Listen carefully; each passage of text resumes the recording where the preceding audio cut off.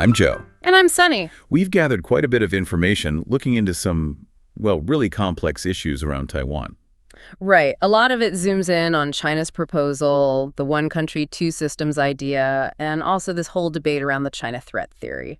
It's pretty intense. Yeah, it is. And our mission today is really to sift through all this, pull out the key ideas, maybe some surprising details, and see how things connect.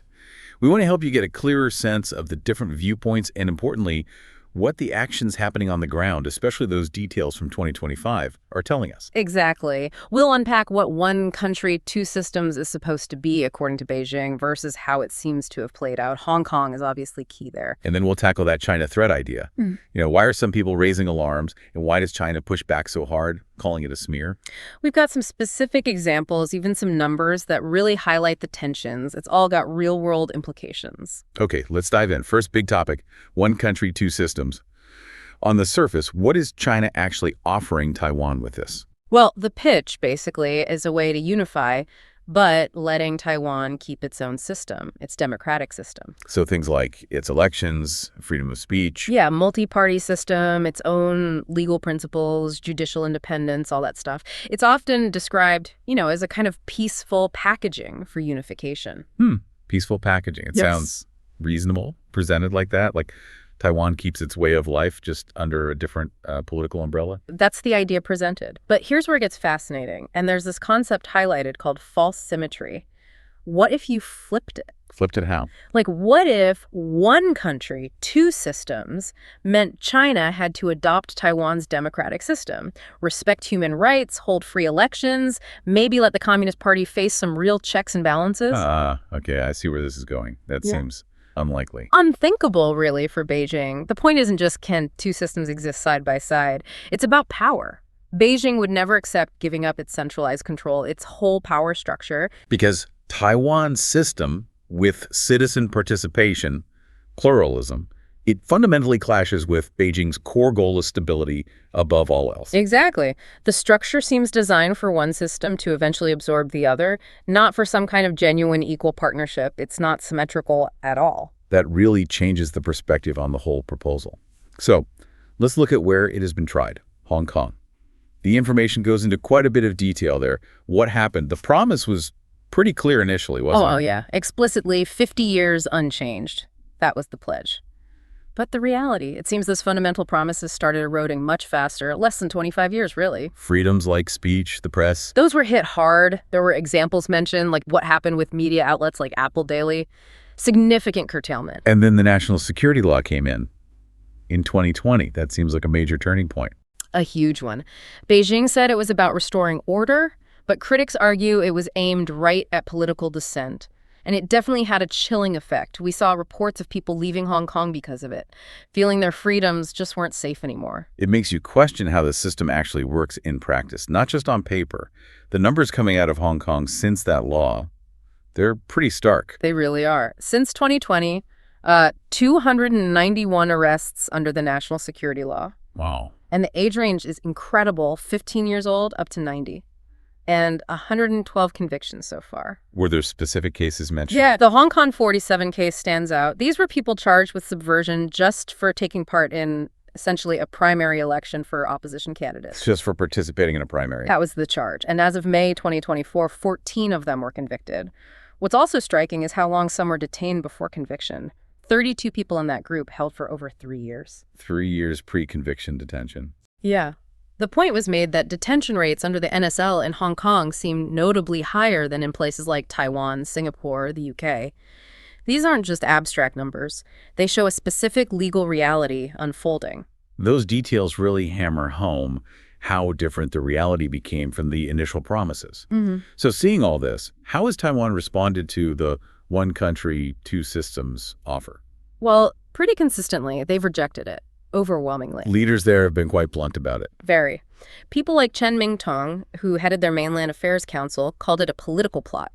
A framework designed by Beijing not for coexistence, but to absorb Taiwan and ultimately get rid of the Republic of China's sovereignty. And it's not just talk, right? They've taken action. Right, like denying entry to people who actively promote the OCTS model or advocate for unification by force, concrete steps. Okay, so putting it all together, the proposal, the what if we flip it thought experiment, the Hong Kong reality, what's the main takeaway about one country, two systems? I think the key insight here is that, based on how it played out in Hong Kong, it doesn't really function as a framework for genuine autonomy or two equal systems working together long term.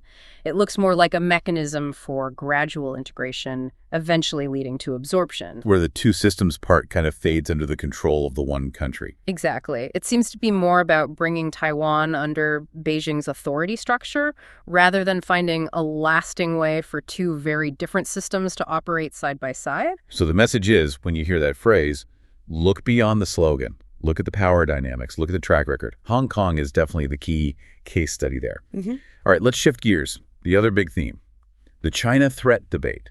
When countries like the U.S. raise alarms, say China's a threat, the response from Beijing is often swift. That's smearing, fabrication. Why do they push back so hard with that specific accusation?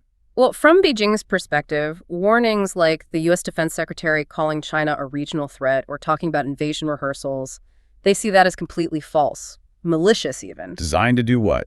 They argue it's about damaging China's image internationally, justifying a bigger U.S. military footprint in Asia, and basically trying to contain China's rise. In the Taiwan issue specifically. They frame Taiwan as a purely internal matter. So any outside country commenting or, providing support to Taiwan, especially military support, is seen as interference, as the U.S. playing with fire and just making up a threat to justify it. Okay, so they say it's misrepresentation for strategic gain. But here's the rub, right? The information we looked at puts those denials right next to some very specific military actions.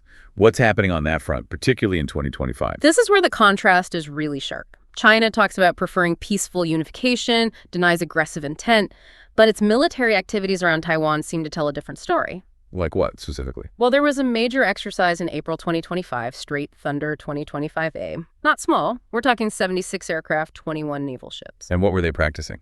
The simulations were key. Blockades of Taiwan, precision strikes targeting critical infrastructure like ports and energy facilities. 76 planes and 21 ships simulating attacks on vital infrastructure. That's not subtle. Not at all. And it wasn't just big name drills. The reports mentioned a really high frequency of activity, too. Like, on one day, June 6, 2025, 21 Chinese military aircraft were detected near Taiwan in just a 3-hour period. 21 planes in 3 hours. Wow. Yeah. And beyond drills, there's also new equipment. In March, they tested new landing barges, the kind you'd need for large-scale amphibious landings. The kind you'd need for an invasion. Pretty much. And mention of advanced rocket systems that could hit anywhere on Taiwan. These aren't just defensive moves. They look like capabilities and practice runs for potentially taking the island by force. So let me get this straight. They say talk of a threat is a fabrication, a smear, while they're running these huge exercises, simulating blockades and strikes, testing landing craft right next door. That's the core contradiction that comes through. And the exercises aren't even subtle in their messaging. China itself apparently called them serious warnings to Taiwan independence forces. Serious warning. And you even had the U.S. Indo-Pacific commander quoted saying the pressure has ramped up like 300%, shifting from just practice to actual rehearsal. Okay, that really raises the question, doesn't it?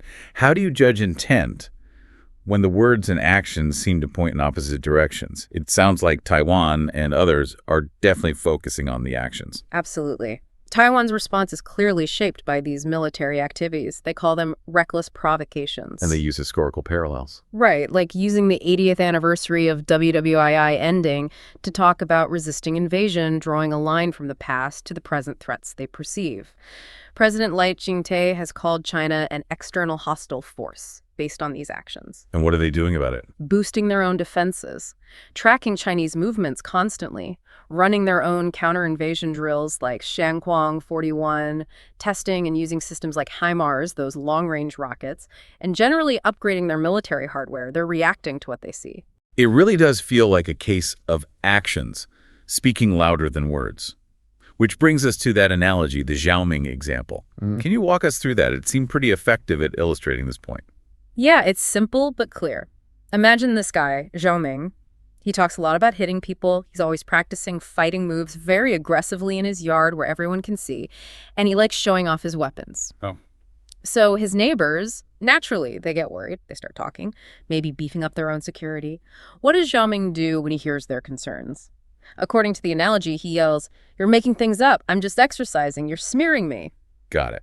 The neighbors aren't worried because he's exercising. They're worried about what he's practicing for and the weapons he's showing off. Exactly. So applying that to the China threat debate, the concern, the threat assessment by Taiwan and others isn't really based on China's denials, the smear claims. It's based on the observable actions, the huge military drills, the specific capabilities being developed and practiced. So China calling it a smear is seen as trying to shift the focus. Right. Trying to deflect. But the visible military posture makes it really hard for neighbors like Taiwan or the wider international community to just take the peaceful rhetoric at face value and dismiss the possibility of force. So the takeaway here seems to be, when you encounter these conflicting signals, words saying peace, actions looking like preparation for conflict, paying close attention to the verifiable actions is probably key to forming your own judgment about the situation. Look past the talk, see what's actually being done. Yeah. Okay, stepping back, this dive really shows just how layered this whole situation around Taiwan is. You've got China offering one country, two systems as this, peaceful path. But then you look at Hong Kong and the data on freedoms, the legal changes, it looks less like coexistence and more like a path to absorption. And on the other side, you have the China threat issue. Beijing says it's all smears, fabrications. Yet the military actions detailed from 2025, these massive exercises, simulating blockades, developing invasion tech, well, those are interpreted very differently by Taiwan and others as rehearsals, as serious warnings backed by capability. It really highlights a fundamental challenge in international relations, doesn't it? How do you build trust or even just manage stability when there's such a gap between what's being said and what's being done? Yeah, and it seems like for Taiwan, for the U.S., the response is driven by those actions. You see defensive measures, you see deterrence efforts. It's a reaction to the perceived risk based on observable behavior. Understanding all these pieces, the political offers, the history, like Hong Kong, the specific military movements, and crucially, how different sides interpret all of it, it's vital to really grasp the complexity here. It's definitely not simple. It's a constant process of trying to read signals, manage uncertainty when the messages are so mixed. Which leaves us with a tough question, maybe something for you to think about. How can nations possibly find a path that balances deterring potential conflict through strength and readiness, while still trying to keep lines open for diplomacy, especially when one side's actions seem to undermine its own calls for peace? That's the tightrope walk, isn't it? A really difficult one in these high-stakes scenarios. So we've covered a lot. The disconnect in the one country, two systems, promise versus reality, and that tension between China denying a threat while its military actions seem to suggest otherwise. Hopefully looking at the specific details and the actions rather than just the headlines has given you a clearer picture of the dynamics at play. We definitely encourage you to keep digging, keep asking questions, and always try to look at the verifiable information when you're trying to make sense of complex global situations. Absolutely. And hey, shifting gears completely, if you want something fun and different, you should totally check out our old friend Micky's YouTube channel. Seriously, he does everything. Funny stuff, music, wine tasting, travel. It's really entertaining. Oh yeah, Micky's great. Definitely give his channel a look. Thanks so much for joining us for this deep dive today. I just want to give another shout out to Micky from Micky to Life. His channel is a treasure trove of inspiration, and he's a huge Sip&Talk fan. Absolutely. Make sure to check him out and maybe even share your awesome podcast intro with him once you've created it.